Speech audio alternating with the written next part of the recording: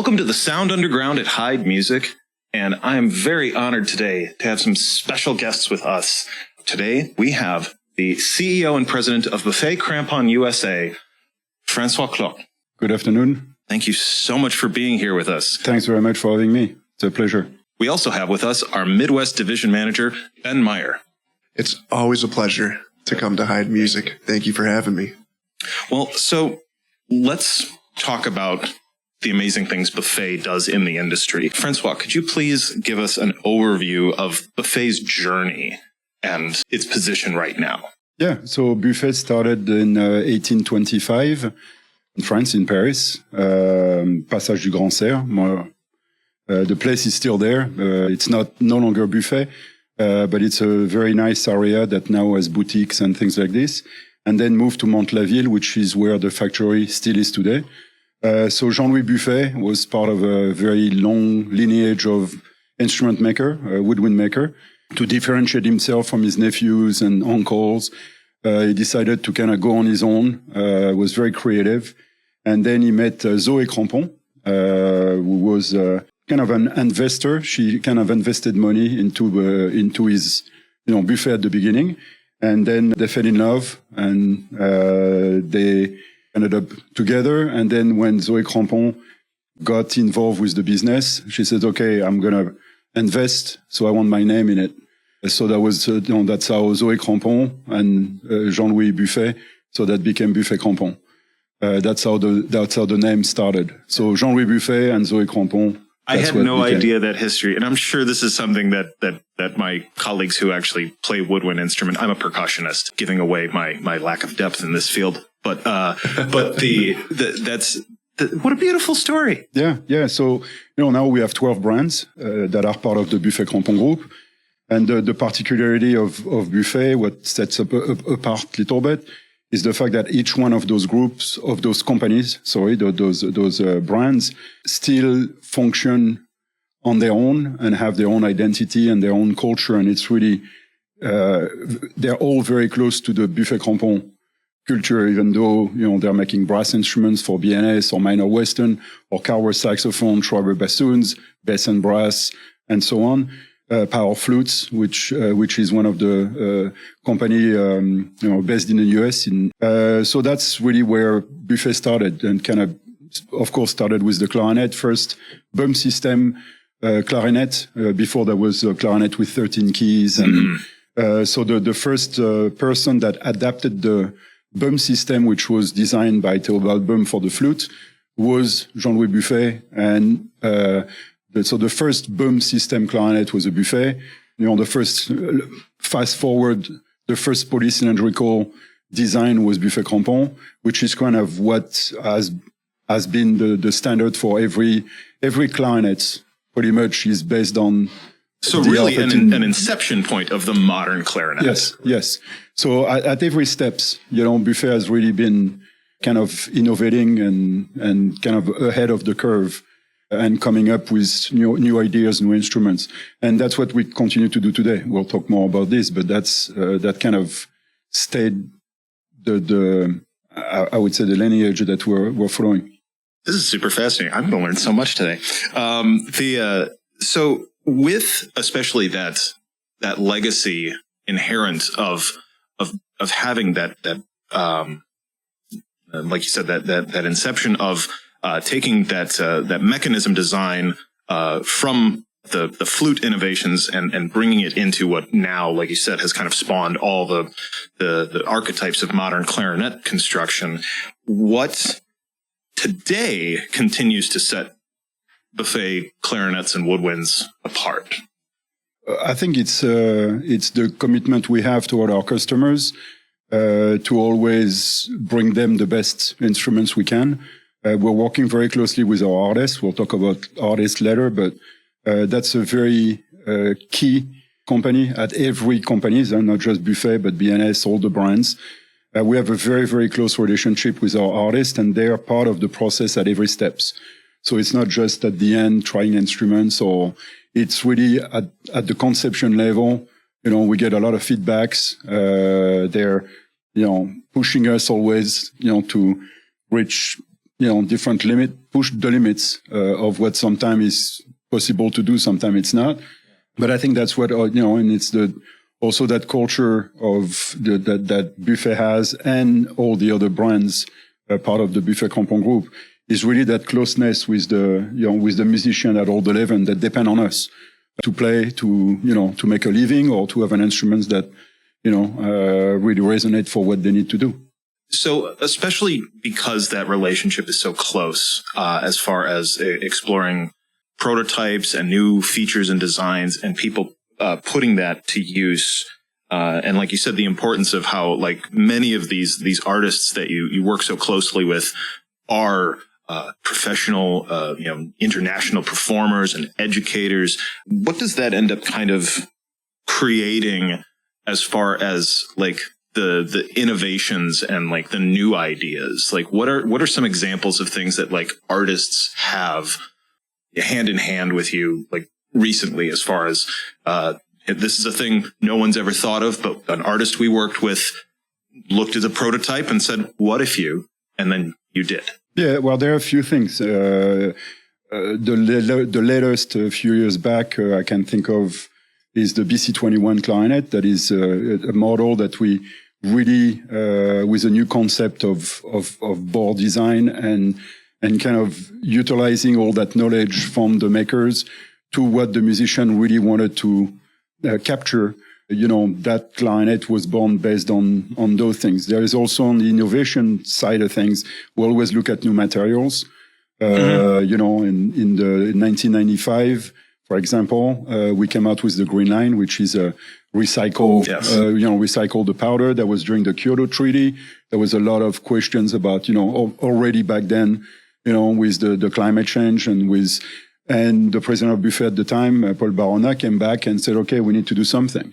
And so we came up with that crazy idea of, okay, what we use the recycle wood, okay, the powder that is used, and we dry it and we make a concoction and we'll rebuild a piece of material that then is being made into an instrument. And it's been very popular. There's been one of the instruments that, one of the material that has been very popular for professionals and students.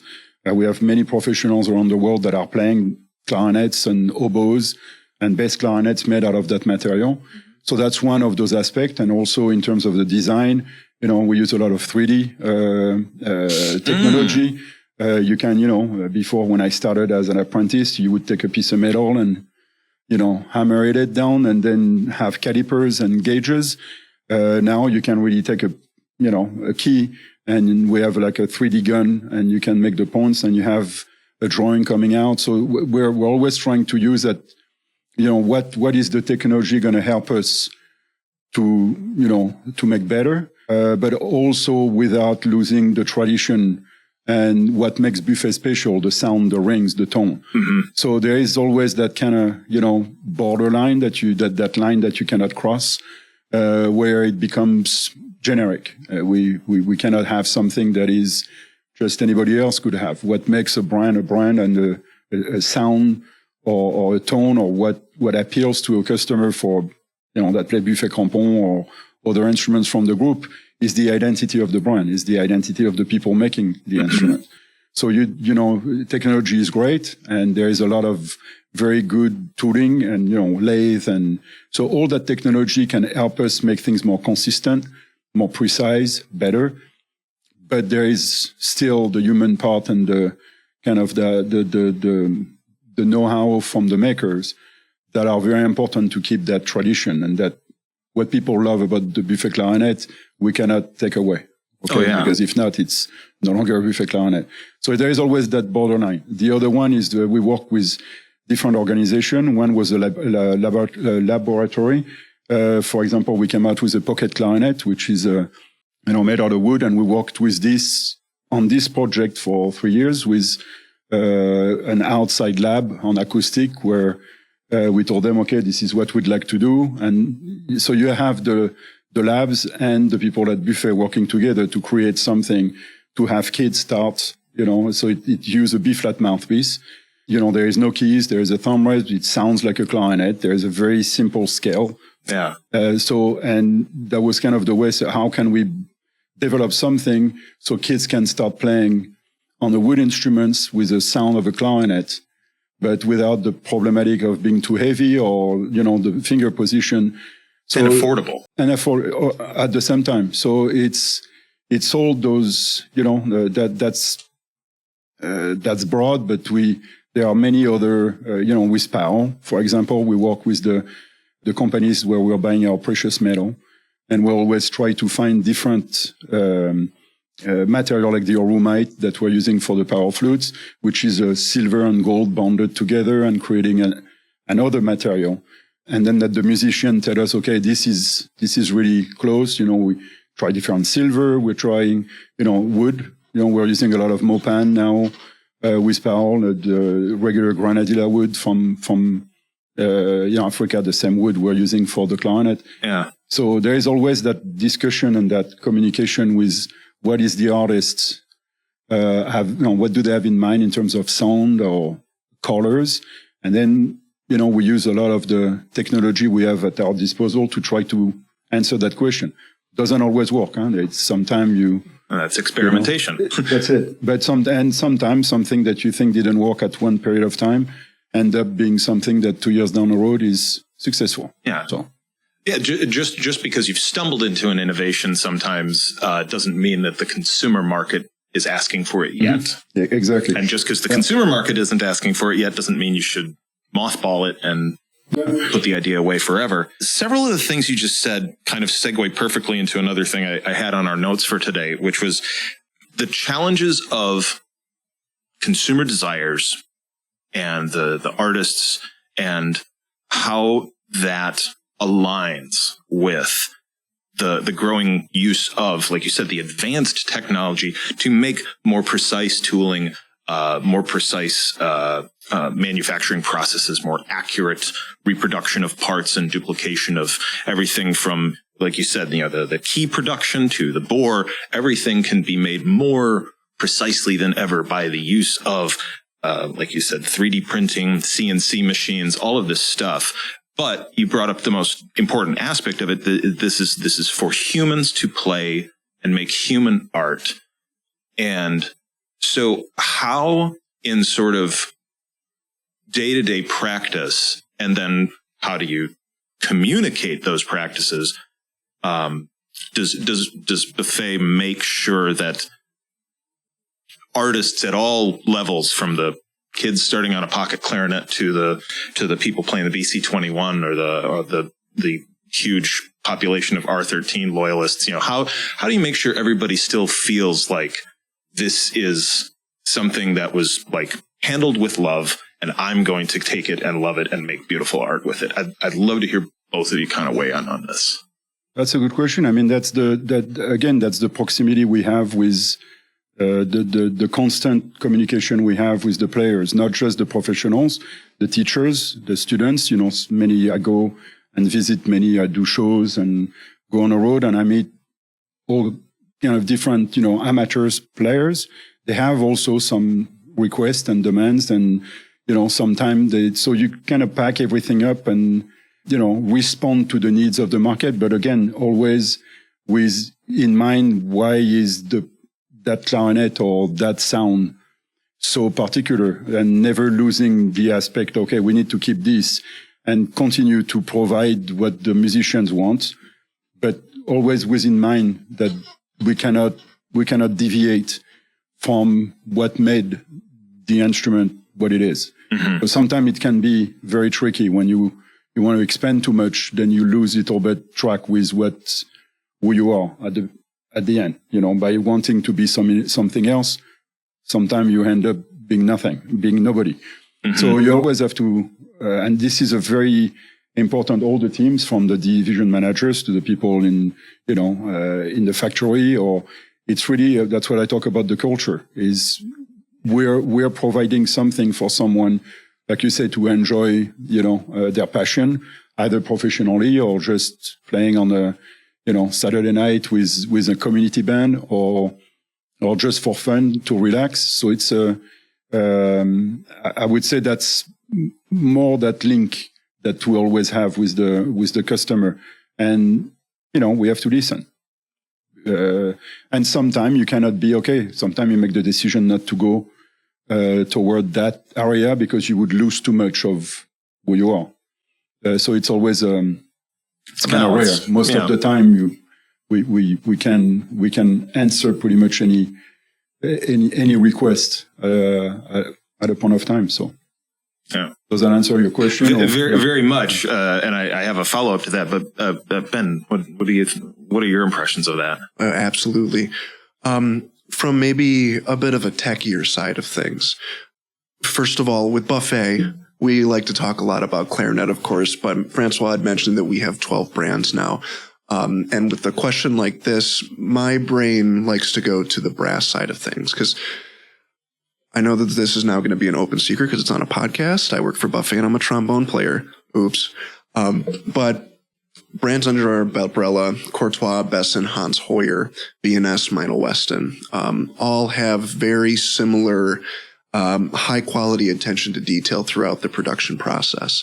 And that, to me, translates very well to the end user because the attention to detail that we take in a process like hand hammering our bells, which is oftentimes a lot more hands-on than some of our competitors even, allows us to have a much greater control over the sound and the responsiveness and the consistency of the instruments, which then translates to the end user in that different end users of different levels are going to be able to feel most comfortable in just about any of our instruments because of that greater amount of control that we always try to instill and put in all of our products.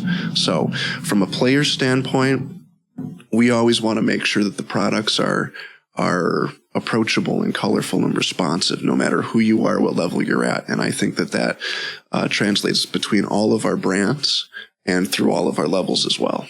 So following up to both of what you just said, how do you feel, especially given like all of the sub brands as well?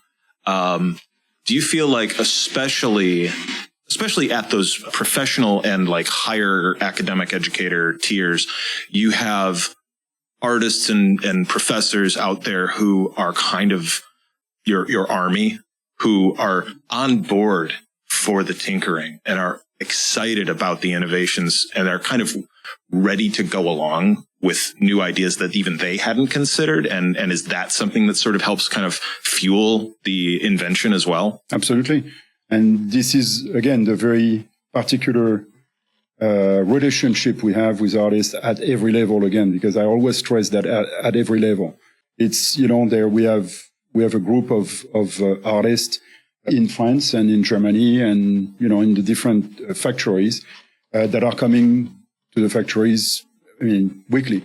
So they go in the production, they sit down with the design team, they sit down with the makers, they try instruments, they work on prototypes, they discuss the last concert they did and the reaction they had on an instrument versus the other, the acoustic of the room and what it created. And what they felt was, that was really good. We should go that direction because that really gave, that particular color for that particular piece, for example. So yes, there is this is really something that has an enormous value for us because it really it's a team. Like you said, everybody's on board. It's not just us making an instrument for musicians to play. It's the musician helping us making an instruments for them to play. So it's it's kind of closing the circle a little bit. But they're also super interested in how we're doing and the sales aspect and, coming on the road with us and doing events, all type of different events there. We have TMEA, for example, Texas Music Educator. We have, principal clarinet from Dallas Symphony. Greg Radon comes and hang at the booth. And just, sit down and talk to students and perform and try instruments and go around and try stuff. And, hey, I tried this and we should look at this. And the new clarinet faculty at Lawrence University here. Yes. Yeah, Andrew Hudson. Yeah. Same thing. He's one of our artists. We had dinner with him last night and, we went to listen to his concert, at the chapel. But that's the same thing where there is that relationship where it's, okay, we're what do you need us to do? Very involved they want to be involved at every steps of the way. Well, and your involvement as, both personally and as a company is one of the other things that just communicates something very authentic as far as this thing we all like to do of making music stalls and ultimately runs out of fuel, human fuel, if we don't visibly promote and support education in it and people pursuing it. So that's another level of, like, again, you both personally being here and the company, showing that support of Andrew and everyone at Lawrence, quite frankly, and the idea that, like, yes, this is a thing. This can be your life. You can make this edification of the human experience a pursuit, and we're here for you. This is getting me all excited and like motivated right now. I'm also my imagination is very captivated by the idea of the R&D people you talked about and working so frequently, like you said, like every week coming and playing on prototypes and taking feedback. What a fun job. Yeah. It's fun. And it's also, it's fun. And it's also helping us to always make sure that we're at the forefront of, as the client leader, we have a responsibility. You cannot just rest and say, okay, that's it. We're done. Can't say, well, we made the R13 and it's fine. Exactly. And that's a very important aspect as well. I'm very demanding on my teams. I'm demanding on myself as well. And, everywhere at the group level, our CEO, Jérôme Perrault, is the same. It's really kind of, we have a responsibility when you're leading a market. To me, I feel more responsible, if we were a kind of a challenger in a way. It's weird, but you can't just. Well, there's an expectation. Exactly. Yeah. There's a high expectation that has been set, and that means there is sort of this universal demand already there in place that puts everyone who comes in, and maybe somebody coming to a store like ours who's it's their first experience playing a pro model buffet. They picked that instrument up having an expectation in their head, whether they know it or not. This is probably going to be one of the best instruments I've ever played.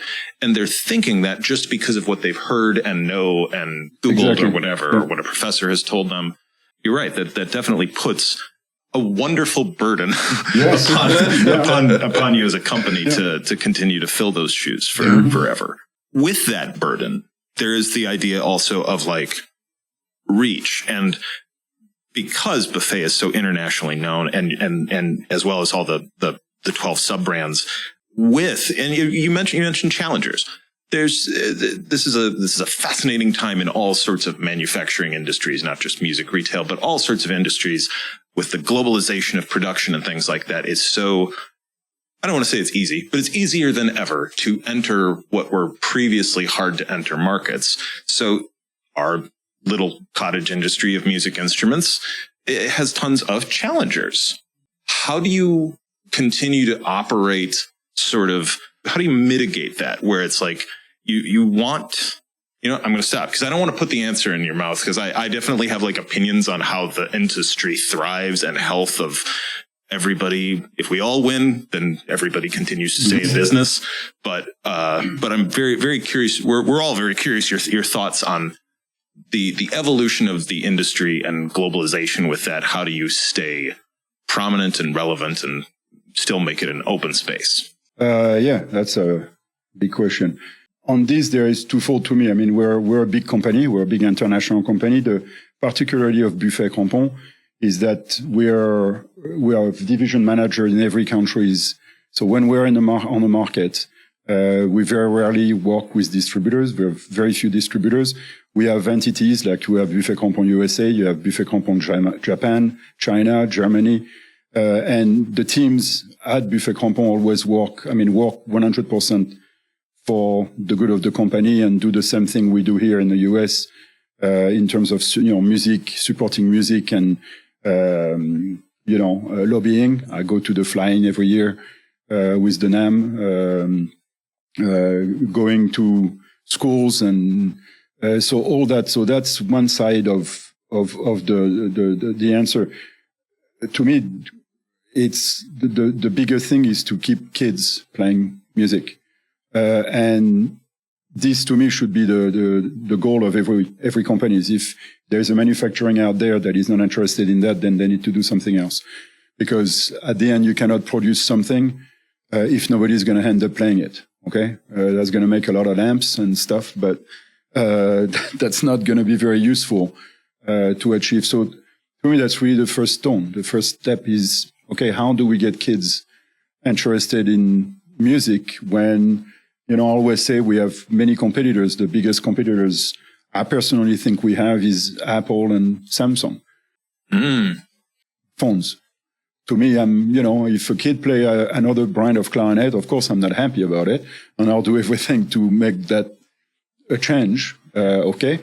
But they're playing a clarinet or they're playing a flute or they're playing a trombone. So they already entered that world and they're already convinced about what music can bring in their lives, either professionally or just as, they might not like me. I mean, I'm classically trained oboe player. I'm not a good oboe player. If not, I'd be playing somewhere.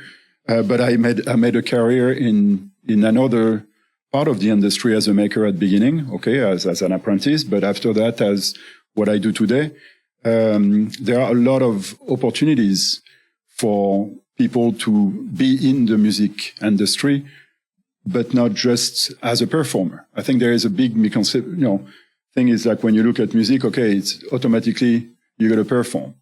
But, you have sound engineers, you have, roadies, you have, we need finance people, we need marketing people.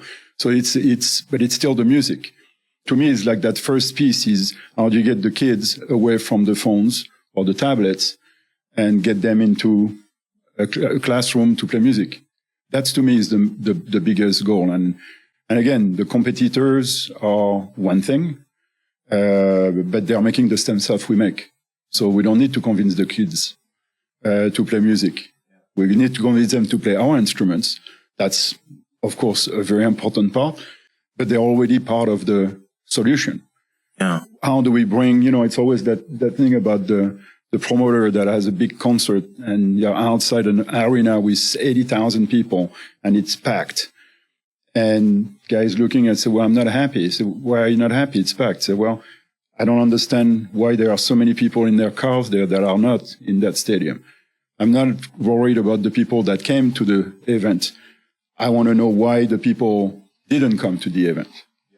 So it's always that kind of, reverse approach of is, we need to take care and make sure that the kids that are in music stay in music. But there are a lot of, companies like Heid Music that are doing a tremendous amount of work and a great work to make that happen. So that work is very important. Oh, yeah. It's how do you convince kids to play music? That's the stuff to me that I'm waking up every morning saying, I need, why is that kid out there, playing Tetris on his phone? Why is he not playing flute, oboe, violin, clarinet, whatever? So does that answer the question or is it kind of off track? Better than I could have hoped. That really is like the core of our company. Like every time we have a whole company meeting of all the, and we're you've seen our shops. We're a full line store. So we have pianos, we have guitars and drum sets and things, but at the core and at the inception point of the founding of Heid Music in 48 is school music education. And that was Peter Heid's vision was kids need band at school. They need music in their lives. We got to be part of this. Mm-hmm. Kind of pivoting off of what you just said about kids and phones and the diversionary problems of technology as a distraction from productivity. Because of course we don't need to belabor the fact that like technology is in and of itself a great tool for creativity and distribution of art and learning things and hearing music you've never had access to. Kids in the Midwest can hear music from anywhere on the planet because phones. So pivoting off of the downside of just mindless scrolling and getting bogged down in not being productive, how does the company leverage those avenues to make sure that you're communicating to a broader network of people who may be both in the case of like, hey, kids, learn an instrument, and hey, professional artists, you're playing something else. We might have something better for you. Come work with us. So how do you use those tools and those platforms to do that? And I'd love to hear both of you.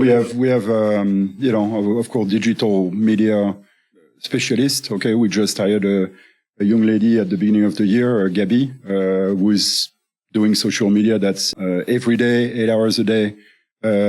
She's taking care of the Facebook, the Instagram, all the platforms, doing Google Analytics and looking at where we can be more helpful, and how we can reach the audience. And going back on the phone, we're utilizing that phone. We designed a clarinet mute, which is one of the innovation where that's never been done. Okay. So you can use your regular clarinet. You take whatever brand clarinet you have, and then you have a little device you put on top of the barrel, between the barrel and the mouthpiece, called the clarinet. It's, and you put headphones, and then when you play the instrument, it's muted. You cannot see it. So there's a tube going inside the bore. So the clarinet doesn't, if I was playing right now, you would not hear me, but I would hear myself on the headphones. So now you're taking that and you can follow this on an app, and you can see the notes you're playing. You can play music. You can, use it as a MIDI device. It can become a guitar. So it does MIDI output? It does. That's so cool. And we had actually one of our artists, Nicolas Balderou, recorded, is the principal clarinet with the Radio France Orchestra in France, in Paris, and he's one of our testers. And he just recorded AC/DC Thunderstruck on the clarinet, who is doing the drums, the guitars, the bass, and it's absolutely. You have to look at this on YouTube. Yeah, we'll find that at the beginning of your links. meeting. That's gonna put some, because you guys, and he's classically trained. He's teaching at the Lyons Concert. I mean, the guy is classical, and then you cross over. But that's the use of the technology. That's the use of also reaching out to another demographic. But also you're traveling, you're in an hotel room, it's midnight, and then you can practice your instrument. And the great thing is that it's your instrument. So you don't have to learn a new fingering. You don't have to relearn, buy another instrument. Mm-hmm. It's something that is in a little box like this, and you travel with it and you plug it, and you have either a guitar or a clarinet or a trombone. And the silent practice, especially, yeah, I mean, of course. That truly, like, that is always one of the top 5 mm-hmm. questions of parents. Yeah. Well, regardless of the instrument, is how do we get them to, how can we have them practice in the house where I still like it? Mm-hmm. And for dorms, we have a lot of, students that go to like Lawrence University or other universities, and then they share a room, and then one student needs to do homework. Well, the other one can play the clarinet and still practice, and there is no sound. And we're working now on other things. I mean, that's just the beginning of what we're doing with we started with the clarinet, but that's going to be other instruments that we're working on. Acoustic incredible. Instruments. Again, the important part is utilizing the instrument, your own instrument. So you don't have to learn anything. Yeah, you're not readapting your technique. You put the tube inside the clarinet and you play, and it doesn't make any sound, and you can hear yourself and play for others with speakers. You can do a lot of that. That's remarkable. So, trombone player, trombone, oboe player, and bassoon. Oboe and bassoon. So double reed, low brass. If you could pursue any other instrument and master it, what would it be? To me, that would be cello.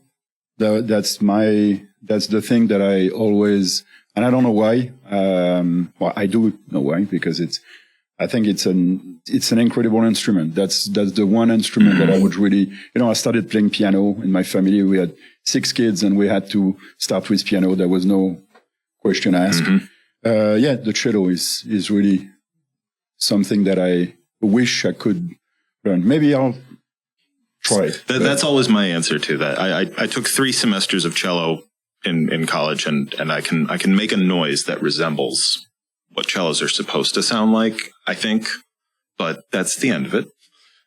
I think for myself, it would be the French horn, because my opinion is that the timbre of a very good trombone player should sound very much like a good French horn player. And also, French horn players, it's just amazing the kind of control you have to have over that instrument to make it sound good at all. To be completely honest, those partials are just this close, and it's always so impressive to hear a good horn player and to know the kind of work and effort that goes into making those horns sound as beautiful as they do. Absolutely. Oh, well, one of my coworkers will be very tickled by that answer too. He's a Lawrence grad horn player and marvelous player. Well, again, Ben, Francois, thank you very much. So very much welcome. for joining us here today. We're so excited to continue to learn from you and work with you and work together so that we can have kids and more people making more music. Yes. Yeah. Well, this has been Sound Underground at Heid Music.